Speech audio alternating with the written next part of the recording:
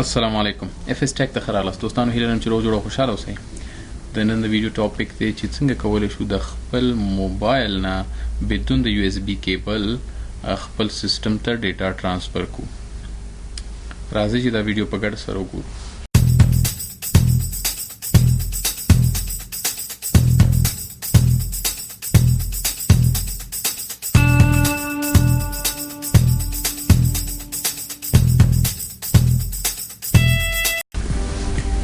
د ټولو نه مخکې به تاسو خپل په موبایل کې اپلیکیشن را ډاونلوډ کړئ. پلی سټور کې یو اپلیکیشن را ډاونلوډ کړئ د سویچ په نامه. اپلیکیشن ما مخکې را ډاونلوډ کړی دی. سویچ په نامه د اپلیکیشن به را ډاونلوډ کړئ.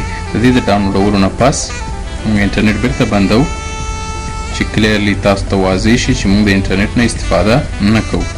د دې نه پس به تاسو هاټ سپاټ خلاص کړئ او خپل په کمپیوټر کې به خپل کمپیوټر به د هاټ سپاټ سره کنیکټ کړئ. دلته موږ راځو کنیکټ ته.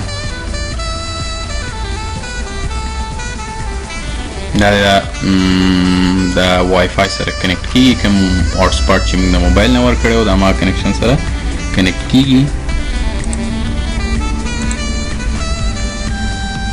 دا زمونږ کنیکشن وشو د موبایل د هاټ سپاټ سره. نو انټرنیټ نشته خو فقط د هاټ سپاټ سره کنیکټ شو. د دې نه پس به تاسو خپل په موبایل کې د سویچ اپلیکیشن را خلاص کړئ. سویچ اپلیکیشن ډېر سمپل ساده دی. دې کې نور هېڅ هم نشته، فقط پلی وهو. مونږ د پلی د وهلو سره سم مونږ ته یو آی پی جنریټ کېږي. تاسو به دا آی پی راواخلئ، خپل په براوزر کې به یې را خلاصه کړئ. دا آی پی به په خپل براوزر کې را خلاصه کړئ. آی پی څه وه؟ HTTP.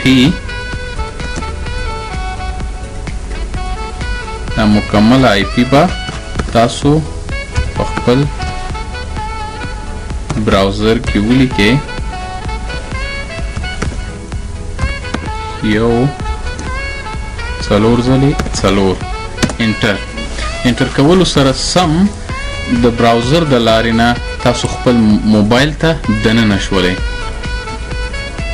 ګورئ دې سره نه انټرنیټ شته، نو انټرنیټ، فقط هاټ سپاټ د لارې نه مونږ خپل د موبایل سره وصل شو. نه کوم کیبل شته، هیڅ هم نشته. مونږ دا د خپل د موبایل سره وصل شوي یو. انټرنیټ سټوریج کې مثلا یو شی دی، مونږ د انټرنیټ سټوریج نه پکار دی.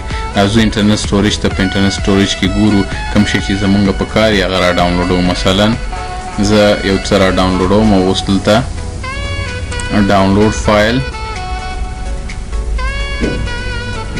را ډاونلوډوم. دا زمونږ فایل و. دا مثلا د کوډ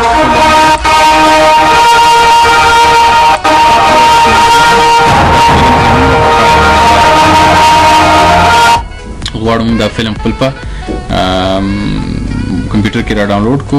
نو سمپلی ډاونلوډ کلیک کې ګورئ ستاسو دا فلم ستاسو په سیسټم کې ډاونلوډیږي. نو دغه لاره دغه رقم باندې موږ کولی شو بدون د انټرنیټ نه، بدون د یو اس بي کیبل نه خپل په سیسټم کې هر یو فایل چې موږ وغواړو په دې طریقې باندې را ډاونلوډوو. هیله لرم چې تاسو دا ویډیو خوښه شوي، چې ښه وخت ولرئ. د الله په امان.